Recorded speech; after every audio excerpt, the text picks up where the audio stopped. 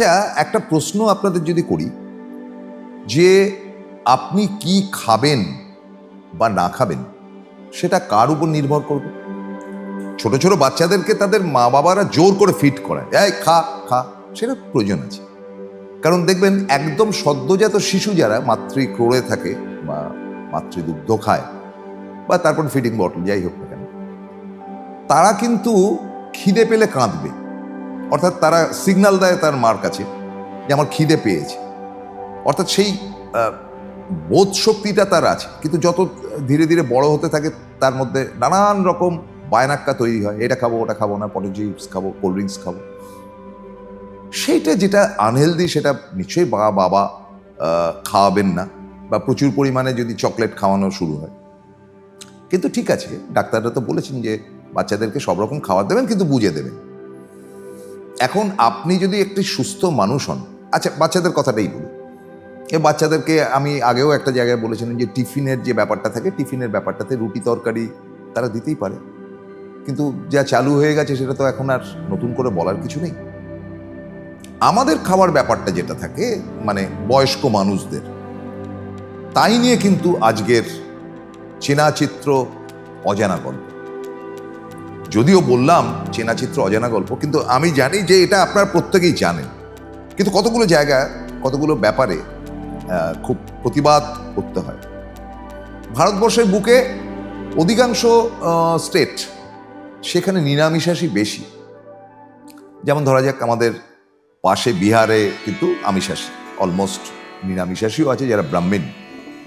ইউপিতে কিন্তু মিক্সড, খোদ যোগী আদিত্যনাথই নিরামিষ খান, তিনি সাধু সন্ত মানুষ, এবং ওই কমিউনিটির যারা রয়েছেন হাই কাস্ট তাদের অনেকেই কিন্তু নিরামিষ খান। এরকম ভারতবর্ষের উত্তর দিকটায়, স্পেশালি এখানে দক্ষিণ দিকেও এক একটা স্টেটে এক এক রকম খাওয়া দাওয়া।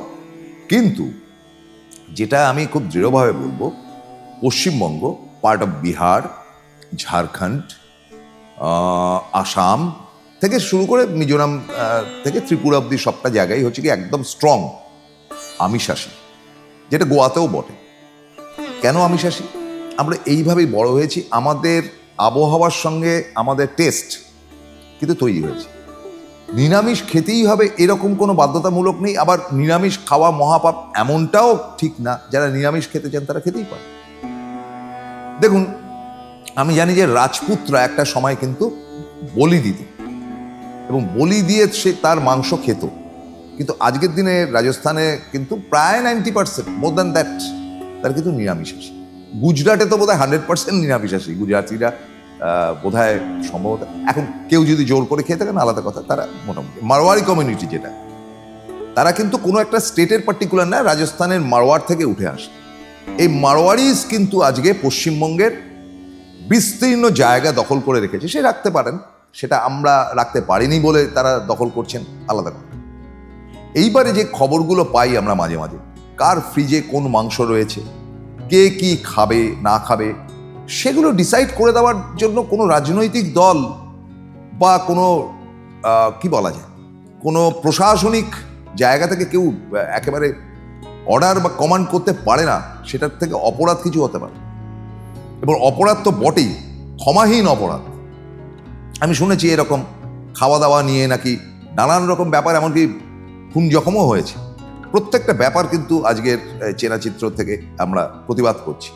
মানুষ তার নিজের চয়েসে খাবে, সে যা খুশি খাক, বিষ না খেলেই হল। এবারে আমরা জানতে পেরেছি যে এই যে দিল্লি, ধরুন দিল্লিতে আপনারা অনেকেই গেছেন, দিল্লি এমন একটা চমৎকার শহর যেখানে আপনি সারা ভারতবর্ষের লোককে পাবেন, এবং দিল্লিতে অসম্ভব সুস্বাদু খাবার। আমি অনেক সময় বলি যে পশ্চিমবঙ্গের মতন খাবার, হ্যাঁ পশ্চিমবঙ্গের বিরিয়ানি খুব টেস্টি, তার ধারে কাছে অন্য কোনো স্টেটের বিরিয়ানি আসে না, কিন্তু পশ্চিমবঙ্গ থেকে স্ট্রিট ফুডের খাবার কিন্তু অনেক বেটার দিল্লিতে, খুব টেস্টি। গরম গরম খাবার দেবে, সে চানা বাটোরা থেকে শুরু করে বিভিন্ন, এবং আমিষাশী দোকান প্রচুর রয়েছে। চিকেন খুব ফেভারিট দিল্লিবাসীদের, মানে পাঞ্জাবিদের স্পেশালি। তো দিল্লিতে বাঙালি কমিউনিটি অনেকগুলো আছে, তার মধ্যে একেবারে আদন্ত বাঙালি কমিউনিটি, যেখানে আগে অবাঙালি পাওয়া যেত না, সেটা চিত্তরঞ্জন পার্ক। শুনলাম যে সেখানেও নাকি বাধা বিপত্তির ব্যাপার হচ্ছে, যে কবে মাছ কিনতে পারবে, কবে মাছ মাংস খাওয়া যাবে না, ইত্যাদি ইত্যাদি ব্যাপার ট্যাপারগুলো যেন কি হচ্ছে। অত্যন্ত অন্যায়। অবশ্যই আমি এখান থেকে প্রতিবাদ করি বা করবো কি, চিত্তরঞ্জন পার্কের লোকেরা বুঝবেন। আমাদের পশ্চিমবঙ্গ কিন্তু অত্যন্ত লিবারেল, মানে ভাই যে যেটা পাচ্ছ খাও, এখানে কোনো বাচ্চাদের ব্যাপার নেই।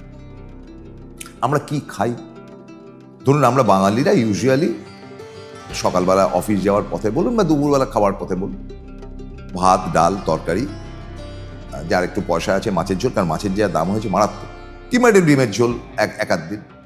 রাত্রিবেলা ওরকম পেঁয়াজ রসুন দিয়ে কোনো একটা সবজি তৈরি হলো, বা এখন কফির বাজারে আলু ফুলকপি, অনেকে চিংড়ি মাছ দেয় কপিতে, অনেকে ভেটকি মাছ থেকে রুই মাছ কফি দিয়ে রান্না করে। These are all very tasty, খুব সুস্বাদু। এটা আমরা খাই, আমাদের জীবের সঙ্গে এই খাবারটা রিলেট করা, আমরা খেতে ভালোবাসি।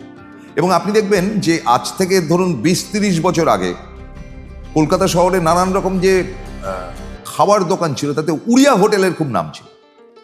উড়িষ্যার লোকেরা যারা এখানে হোটেল খুলে বসেছিল, তাদের ওখানে যে সুস্বাদু খাবার, সেটা বাঙালিদের থেকেও তারা বেটার রান্না করত।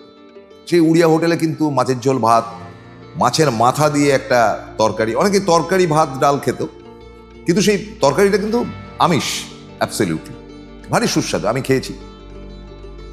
তারপরে দিন পাল্টালো, নিরামিষের জায়গা কি আছে? একদম বড়বাজার অঞ্চল পুরোপুরি নিরামিষ এসে, এবং বড়বাজার অঞ্চলে শাকাহারিকা হোটেল এরকম লেখা রয়েছে, কিংবা লেখা রয়েছে সম্পূর্ণ নিরামিষ। এমনকি এমন হোটেল রয়েছে যেখানে আপনাকে আচার দেবে, পাঁপড় দেবে, পেঁয়াজও হয়তো দেবে, আবার অনেক জায়গায় পেঁয়াজ দেওয়া হয়, কিন্তু ওই মানে অ্যাবসলিউটলি নিরামিষ। আমি ইদানিং যেটা দেখছি, বিগত ধরুন 25 বছর আগে থেকে যেটা চলে আসছে, একটা কালচার তৈরি হয়েছে, যেটা হচ্ছে মারোয়াড়ি কালচার। এটা খুব ভয়ঙ্কর আমি মনে করি।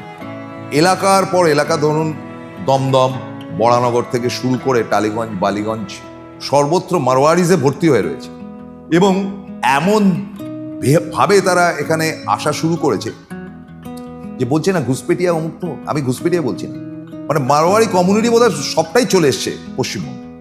ফলে তাদের জন্য খাবার দাবারের রায়ন সায়নের ব্যাপার হয়েছে।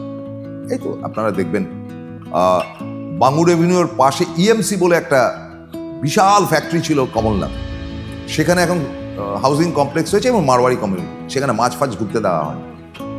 আমি নির্মম মনে করি, সেখানে কি বাঙালি নেই? নিশ্চয়ই কয়েক ঘর বাঙালি আছে, ঢুকতে দেওয়া হবে না এই মস্তানিটা কেন? এবং ধীরে ধীরে আমি দেখছি এলাকার পর এলাকাতে নিরামিষ ভোজির সমস্ত দোকান তৈরি হচ্ছে।